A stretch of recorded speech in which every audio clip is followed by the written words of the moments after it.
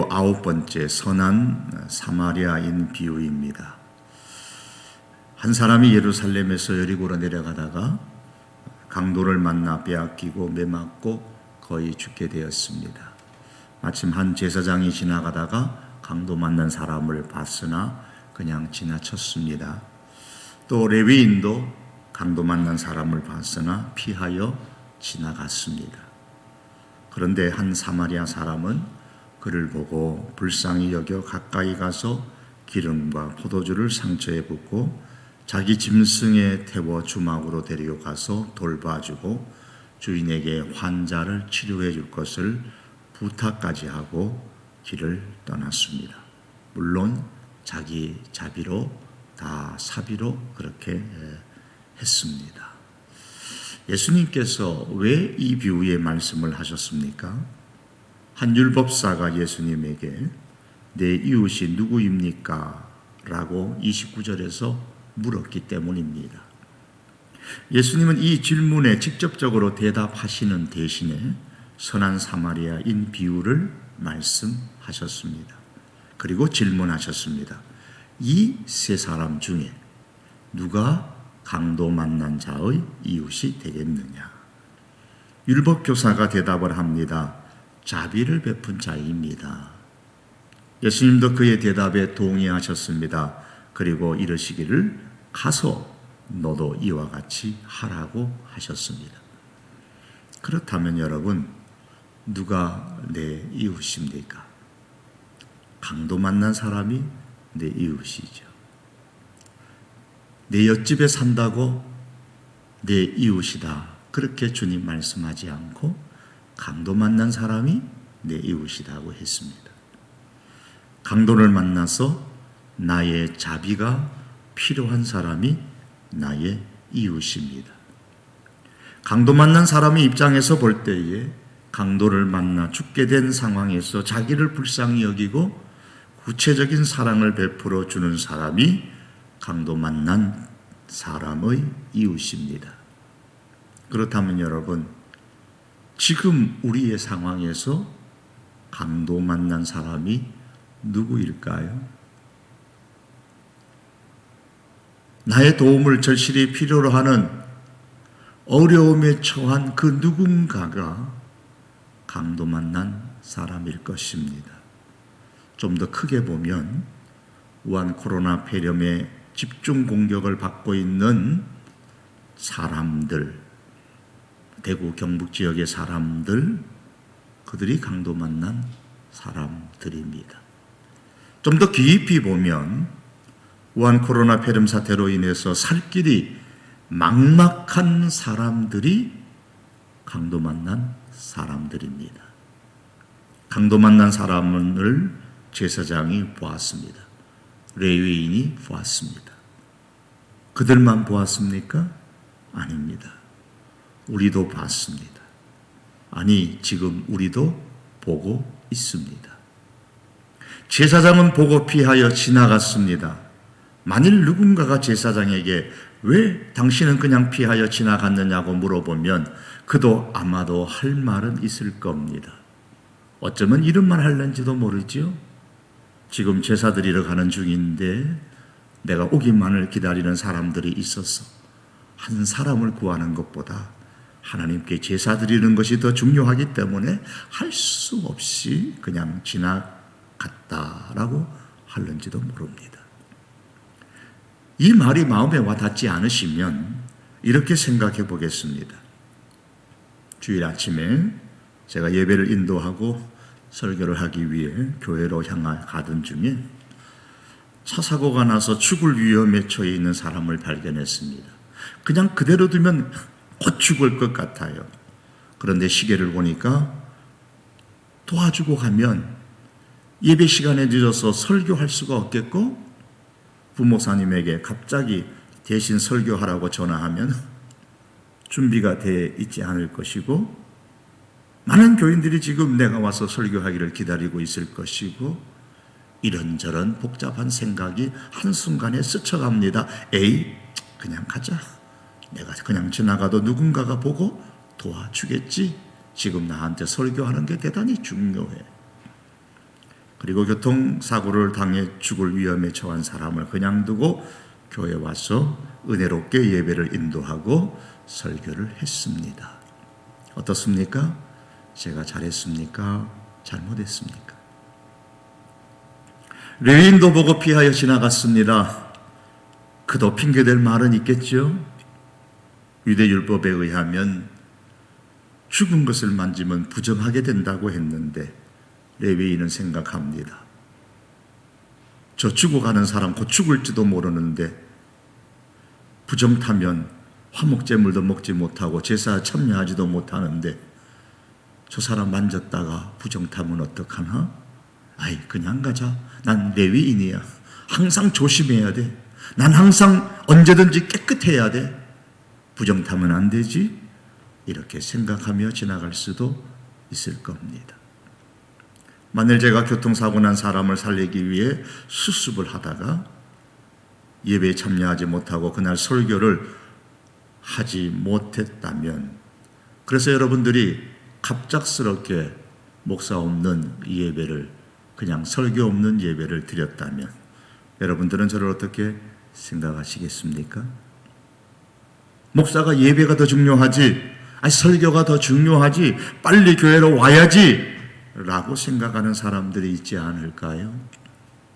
혹은 목사가 조심성이 있어야지, 항상 깨끗해야 하는데 부정 타는 걸 만지면 안 되지, 저렇게 조심성이 없어서 어떻게 목사를 해? 자질이 부족해, 자질이. 이렇게 생각하는 사람들은 없을까요? 성도교회라서 그런 사람이 없을런지도 모르지만 말입니다. 제사장도 레위인도 보고 그냥 지나가 버렸는데 사마리아 사람이 보고 그냥 지나간들 누가 뭐라고 하겠습니까? 그런데 사마리아 사람은 강도 만난 사람을 도와주었습니다. 어떻게 그게 가능했을까요? 33절 말씀을 보시겠습니다. 어떤 사마리아 사람은 여행하는 중 거기 이르러 그를 보고 불쌍히 여겨, 그를 보고 불쌍히 여겼다고 했습니다. 불쌍히 여겼기 때문에 도와주었습니다. 불쌍히 여기는 마음은 너의 아픔이 나의 아픔으로 마치 전기가 통하듯이 느껴지는, 전류가 흐르는 것 같은 그런 본능적인 감정입니다. 이럴 때에 생각보다 몸이 먼저 저절로 움직입니다.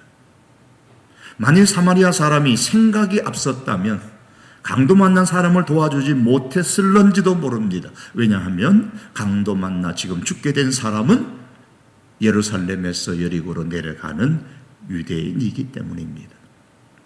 그를 보았다라고 오늘 성경은 했습니다.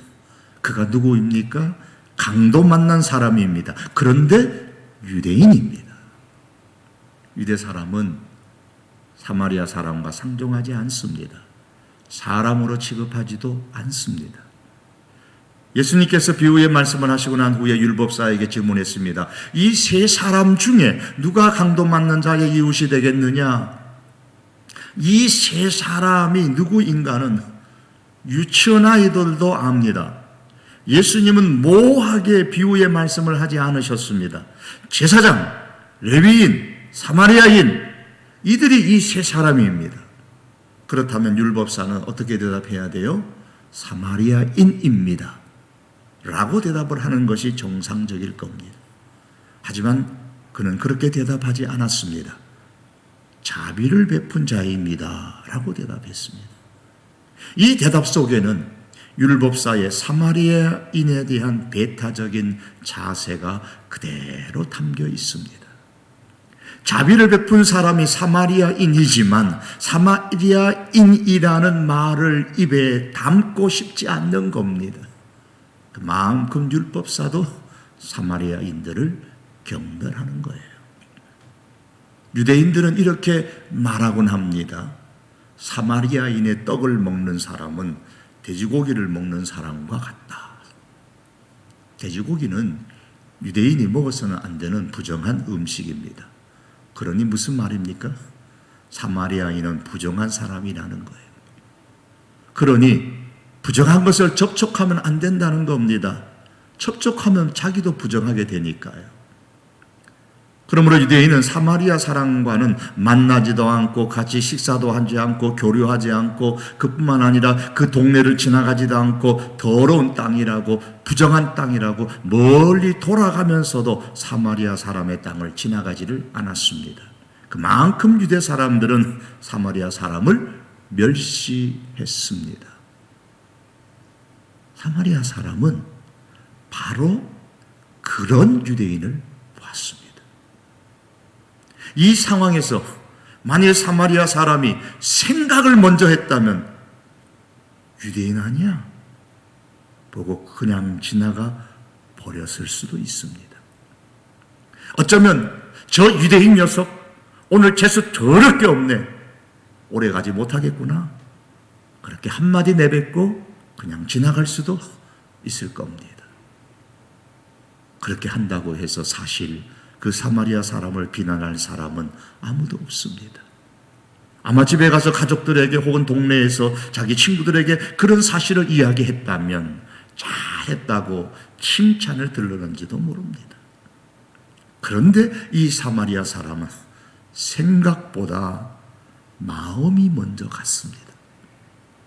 생각보다 마음이 먼저 갔기 때문에 계산하지 않았습니다. 그냥 불쌍히 여겼습니다. 그래서 그가 유대인으로 보인 것이 아니라 단지 강도 만난 사람으로 보인 겁니다.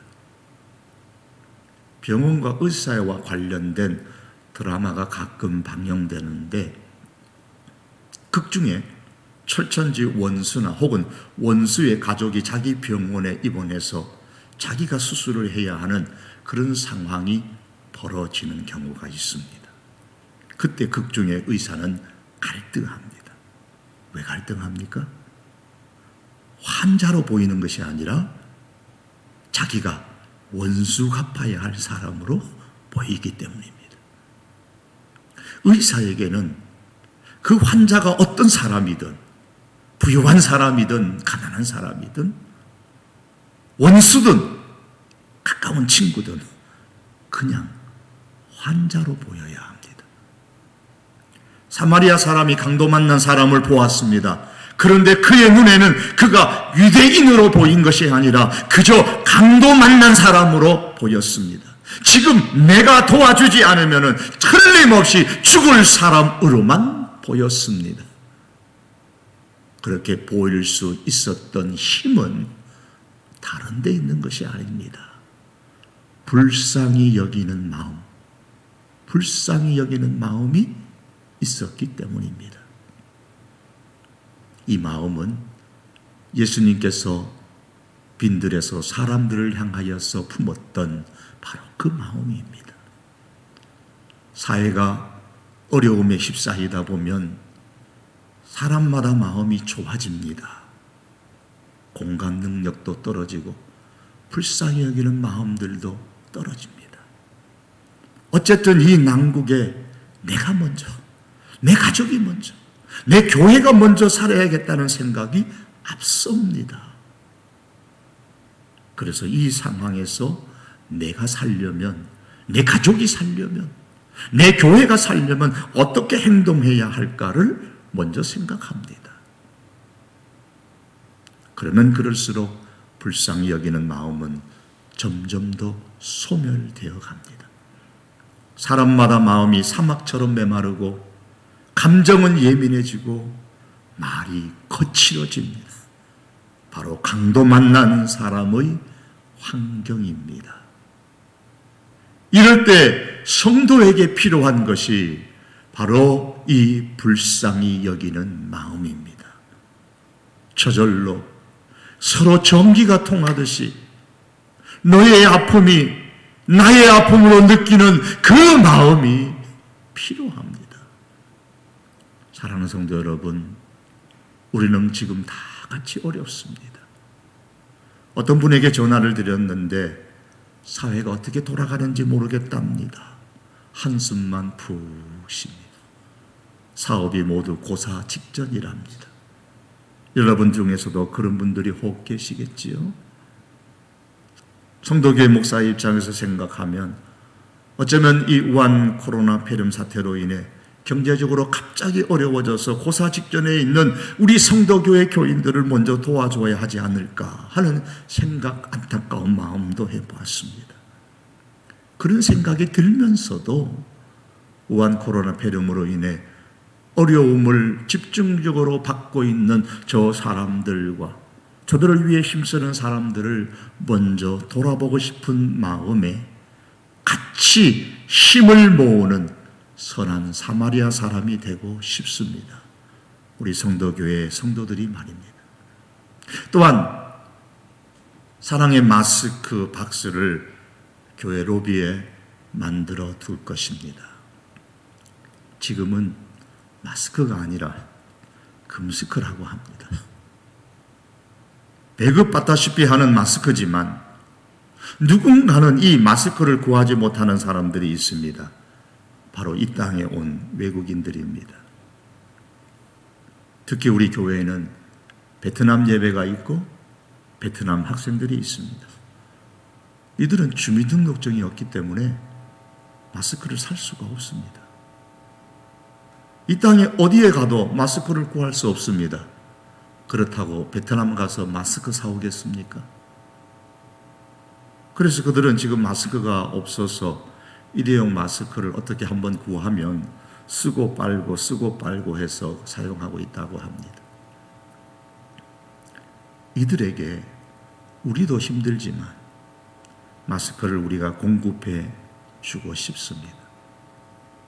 우리가 아니면 해줄 사람도 없습니다.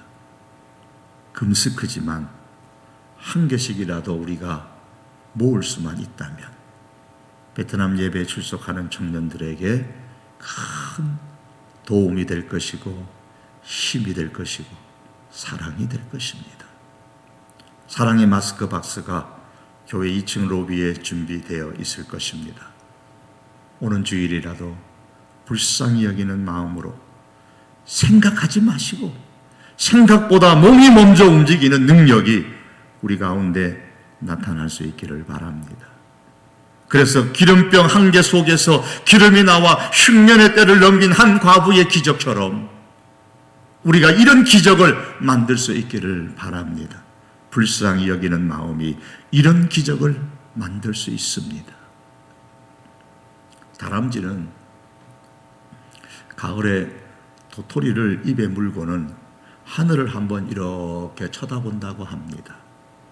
그러고는 겨울에 먹으려고 그 도토리를 땅에 묻습니다. 하늘을 보는 이유는 어디에 묻었는지 확인하기 위해서랍니다. 흘러가는 구름을 고정점으로 여기고 저 구름 아래에 내가 묻었구나. 땅에 묻은 도토리를 찾을 리 만무합니다. 결국 다람쥐는 도토리를 찾지 못합니다. 하지만 도토리를 딸 재주가 없는 다른 동물들이 다람쥐가 묻어놓은 도토리를 먹으면서 겨울을 난다고 합니다.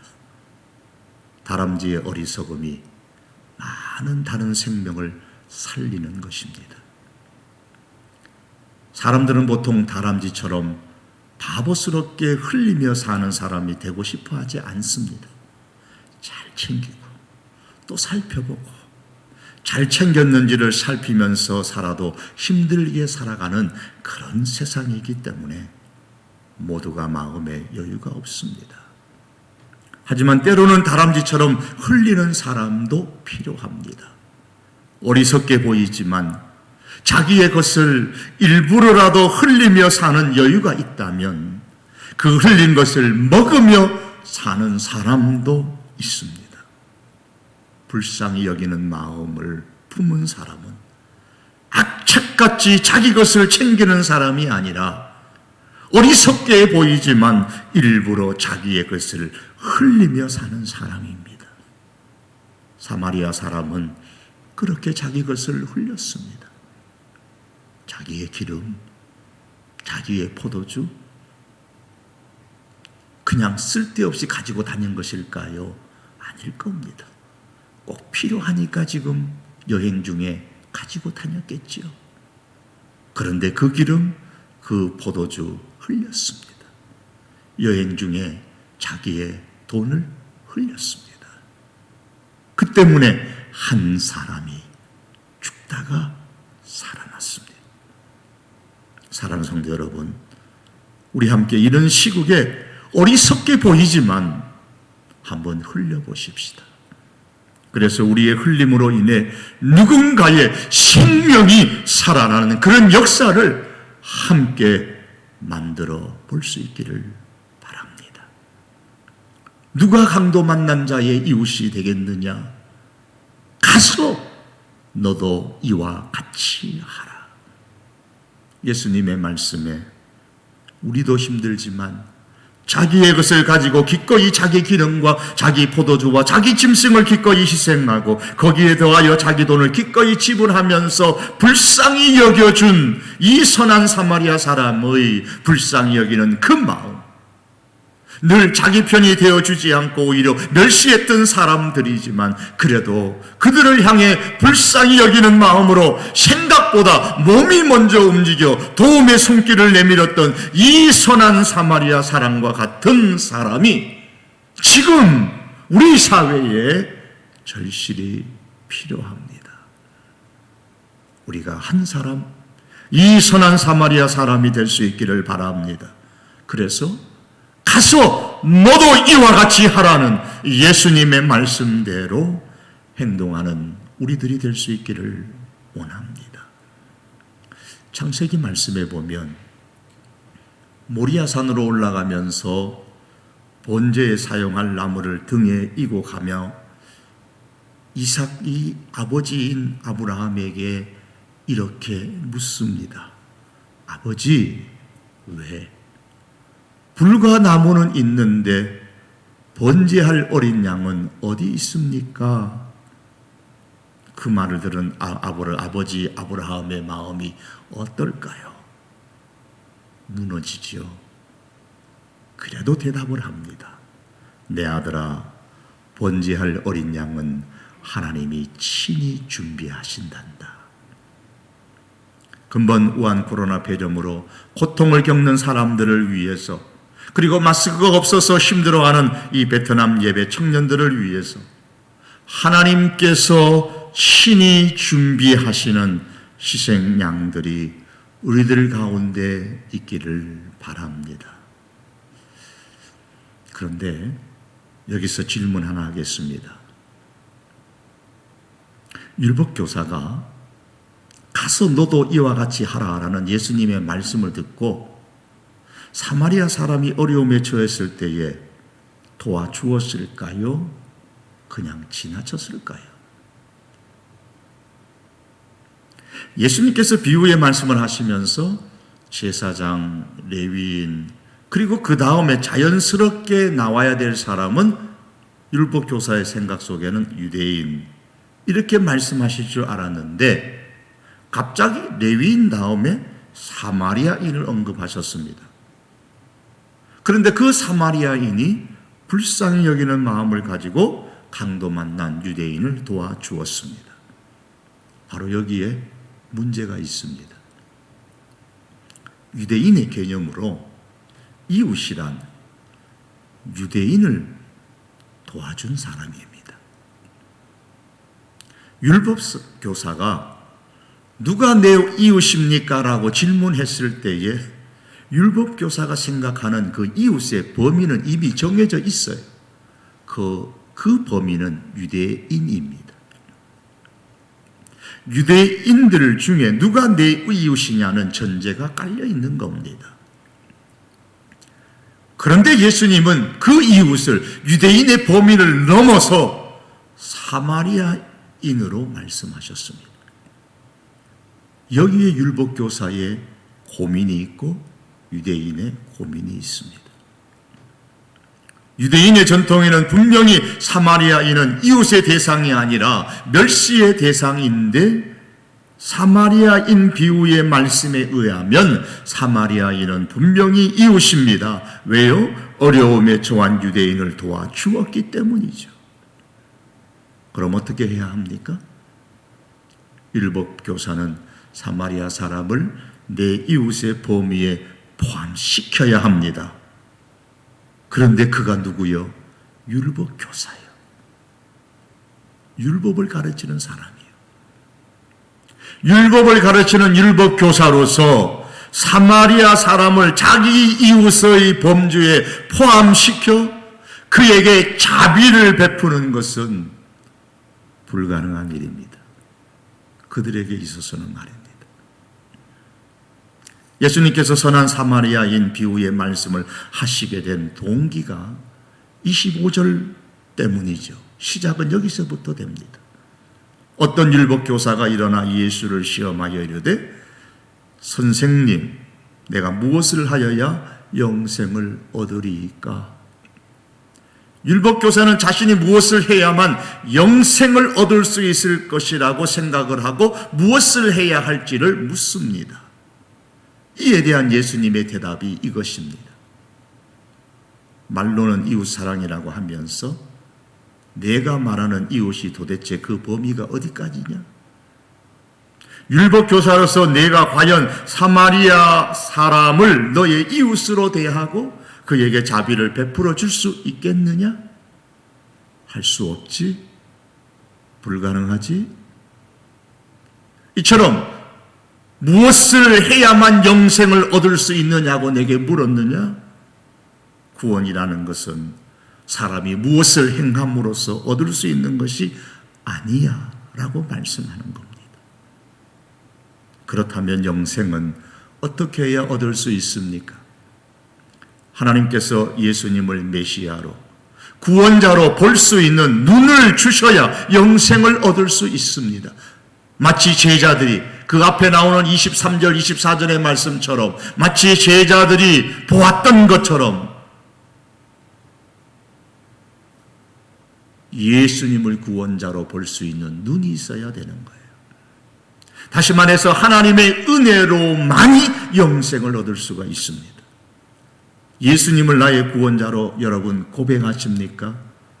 예수님이 나의 구원자로 보이십니까? 믿으십니까? 그렇다면 하나님의 은혜를 받은 사람이요, 복 있는 사람이요, 복 받은 사람들입니다.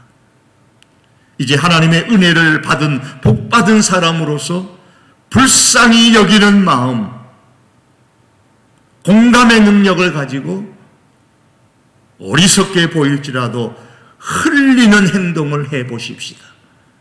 그래서 한겨울과 같은 이 차가운 현재의 상황에서 생명을 살리는 역사가 우리들로 말미암아 일어날 수 있기를 바랍니다. 우리 성도교회 교인들로 인해서 강도 만난 사람이 살아나는 역사가 이 성경 누가복음 10장이 아니라 오늘 이 시대 우리 사회 속에서 일어날 수 있기를 주님의 이름으로 축복합니다. 우리 함께 기도하시겠습니다.